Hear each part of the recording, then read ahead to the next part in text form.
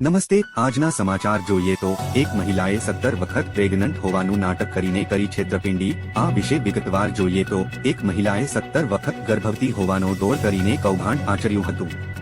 તે કપડામાં ઓશિકું લઈને ફરતી હતી। હવે તે જેલમાં છે। 98 લાખની છેતરપિંડી કરી છે। આ રકમ સરકાર દ્વારા બાળકોને આર્થિક સહાય તરીકે આપવામાં આવી હતી। મહિલાની ઓળખ 50 વર્ષીય બાર્બરા આયોલે તરીકે થઈ છે। તે નકલી પ્રેગ્નન્સીને કારણે સરકારી નાણાકીય સહાયનો લાભ લેતી હતી। એટલું જ નહીં, તે વારંવાર ઓફિસમાંથી લાંબી રજાઓ પણ લેતી હતી।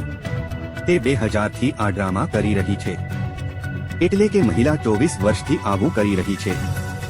માહિતી અનુસાર જ્યારે બાર્બરાને આ વિશે પૂછવામાં આવ્યું તો તેને કહ્યું કે માત્ર 5 પ્રેગ્નન્સી સફળ રહી હતી અને 12 મિસકેરેજ થઈ હતી।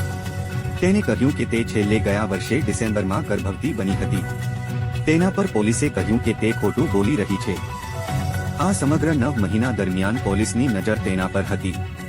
ફરિયાદીઓએ જણાવ્યું હતું કે છેતરપિંડી કરવા માટે બનાવટી દસ્તાવેજો સાથે ઇટાલિયન રાજધાનીના ક્લિનિકમાંથી જન્મ પ્રમાણપત્રોની ચોરી કરવામાં આવી હતી। બાર્બરા પર આરોપ છે કે તેણે તેના ટોપમાં ઓશિકું મૂક્યું જેથી લોકો વિચારે કે તે ગર્ભવતી છે।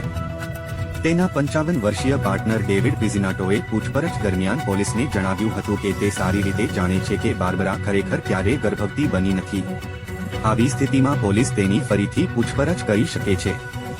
તેને ઓછા સમય માટે જેલમાં રાખવાને બદલે તેને વધુ વાતો કરવા માટે બનાવવામાં આવશે। તે કહે છે તે પ્રમાણપત્રો બનાવતી હતી અને તેને સ્થાનિક આરોગ્ય સત્તાધિકારી પાસે લઈ જતી હતી। બાર્બરાને 1.5 વર્ષની જેલની સજા ફટકારવામાં આવી છે। તો હાલ માટે બસ આટલું જ। મળીશું નવા વિડીયોમાં નવી અપડેટ સાથે। ત્યાં સુધી અમારી ચેનલને લાઇક અને સબસ્ક્રાઇબ કરી દેજો।